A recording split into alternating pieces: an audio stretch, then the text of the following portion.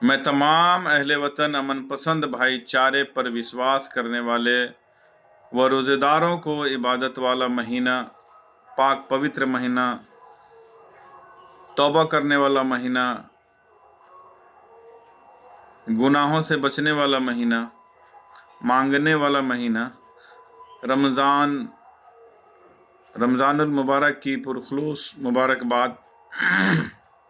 मैं दुआ गो हूँ आप लोगों की इबादत अल्लाह पाक कबूल फरमाए, साथ ही मुल्क में अमन व अमान और आपसी मोहब्बत को दुआ में शामिल रखें और अपनी दुआ में भाई को भी शामिल ज़रूर रखें। मेरा एक सवाल है और मैं मुखातिब उलमाए कराम को भी करना चाहता हूँ कि मैं तो आलिम हूँ नहीं, कि गांव ग्राम में मैं अक्सर देखता हूं और मैं बचपन से देखते हुए आ रहा हूं, अब तो चलन कुछ कमा, लेकिन कहीं कहीं इस तरह का मामला है कि रात में रोज़ा रखने के लिए, सहरी के लिए लोग उठाते हैं कहीं कहीं मस्जिदों में, और बहुत सारी जगहों में तो नहीं है। 2:30-3 बजे से शुरू करते हैं, जब तक सहरी का आखिर वक्त ख़त्म ना हो जाए, जब तक वो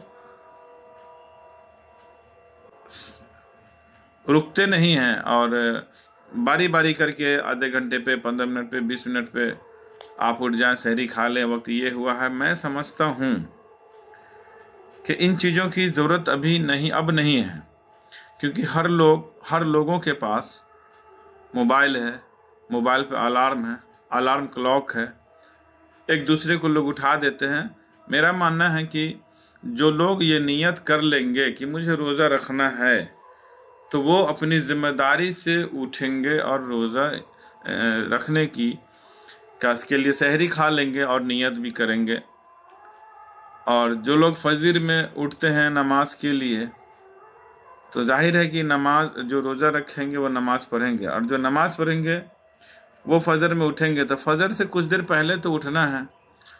तो मुझे लगता है कि ये एक फॉर्मेलिटी है और इसकी ज़रूरत अभी नहीं है, क्योंकि ख़ास तौर से मैं इसलिए ये कहना चाह रहा हूँ कि जहाँ कशीर आबादी में रोज़ेदार रहते हैं और रोज़ेदारों की बस्ती होती है, जहाँ कशीर आबादी होती है, वहाँ तो कोई परेशानी नहीं है। लेकिन ऐसा भी कोई जगह नहीं है कि जहाँ सिर्फ रोज़ेदारों की ही बस्ती हो और वहाँ कशीर आबाद में रोज़ा रखने वाले लोग हों,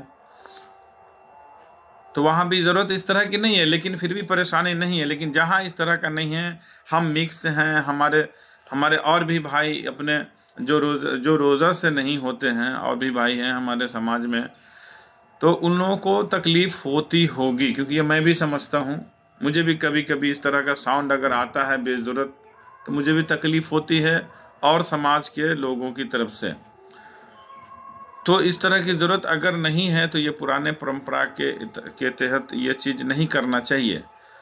मैं उलमा इकराम को भी शामिल रखा हूँ। अगर इस तरह की बात है, कोई मसला है, तो वो कमेंट ज़रूर कर सकते हैं, अन्यथा वरना मैं माफ़ी का तलबगार भी हूँ, क्योंकि मैं कोई आलिम नहीं हूँ। एक आम तौर से एक जानना चाह रहा हूँ कि ये क्या मतलब, ये ज़रूरी है रमज़ान के लिए इस तरह का रात में 2 घंटे 1.5 घंटे माइक पे बोलना, ऐलान करना? तो जवाब मुझे ज़रूर देंगे आप लोग इंशाअल्लाह। मैं समझता हूँ कि इस तरह की कोई ज़रूरत नहीं है। आप जो रोज़ेदार होंगे वो नमाज़ पढ़ेंगे, जो नमाज़ पढ़ेंगे वो फजर का ही पढ़ेंगे, जो फजर का पढ़ेंगे वो सहरी के लिए उठ सकते हैं। और ये भी अगर किसी का सवाल है कि नहीं हम भी डिस्टर्ब होते हैं किसी समाज के तहत, तो मैं समझता हूँ कि देखिए, आप डिस्टर्ब होते हैं तो इसका मतलब नहीं कि आप उसको भी डिस्टर्ब करेंगे। ये इंसानियत नहीं, ये इस्लाम भी नहीं है हमारा, और ये पीसफुल मज़हब है। और इसमें इस तरह का कोई शोरगुल इस तरह का नहीं, एक्स्ट्रा ज़रूरत के जिसकी ज़रूरत है, जिस आवाज़ की ज़रूरत है, जैसे कि अजान की ज़रूरत है, लोग मशगूल होते हैं रात में, तो वो जिम्मेदारी है उनको रोज़ा रखना। जो लोग रोज़ा रखते हैं उनकी जिम्मेदारी है, और वो उसको बखूबी समझते हैं। तो मुझे जवाब ज़रूर देंगे इंशाल्लाह। और अगर इस तरह की ज़रूरत नहीं है, तो मेहरबानी करके इन चीज़ों को बंद किया जाए, और रात में किसी दूसरे की भी नींद का ख्याल रखें। खुदा हाफिज़। अस्सलामु अलैकुम।